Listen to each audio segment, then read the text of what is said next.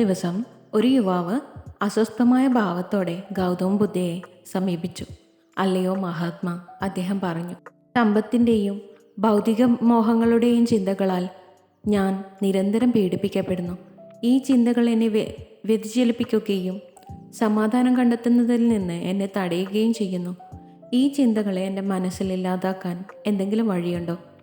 ഗൗതം ബുദ്ധ ആ യുവാവിനെ അനുകമ്പയോടെ നോക്കി പറഞ്ഞു, സുഹൃത്തെ, ശ്രദ്ധയോടെ കേൾക്കുക. സമ്പത്തിനെയും സ്വത്തുകളെയും കുറിച്ചുള്ള ചിന്തകൾ നിങ്ങളുടെ മനസ്സിനെ കീഴടക്കാൻ കാരണം അവ നിങ്ങൾ നിരന്തരം അന്വേഷിക്കുന്നു എന്നതാണ്. നിങ്ങൾ ദിവസവും ശ്രദ്ധിക്കുന്നതെന്തും നിങ്ങളുടെ ചിന്തകളെ കീഴടക്കും. നിങ്ങൾ സമ്പത്തിനെക്കുറിച്ച് ചിന്തിക്കുന്നത് ആവർത്തിച്ചാൽ നിങ്ങളുടെ മനസ്സ് ധനത്തെക്കുറിച്ചുള്ള ചിന്തകളാൽ നിറയും. ബുദ്ധൻ തുടർന്നു, അശ്രദ്ധപ്പെടുത്തുന്ന ഈ ചിന്തകൾ നീക്കം ചെയ്യാൻ നിങ്ങളുടെ ശ്രദ്ധ മാറ്റണം.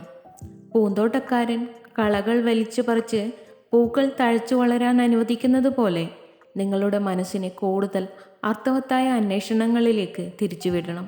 ധ്യാനം പോലുള്ള നിങ്ങളുടെ ആത്മാവിനെ പോഷിപ്പിക്കുന്ന പ്രവർത്തനങ്ങളിൽ ഏർപ്പെടുക.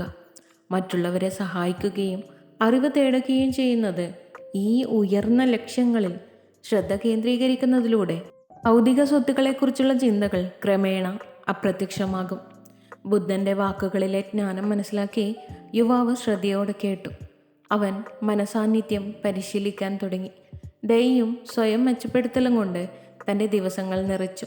കാലക്രമേണ സമ്പത്തിനെയും സ്വത്തുക്കളെയും കുറിച്ചുള്ള ചിന്തകൾ കുറഞ്ഞു. പകരം ആന്തരിക സമാധാനവും സംതൃപ്തിയും ലഭിച്ചു.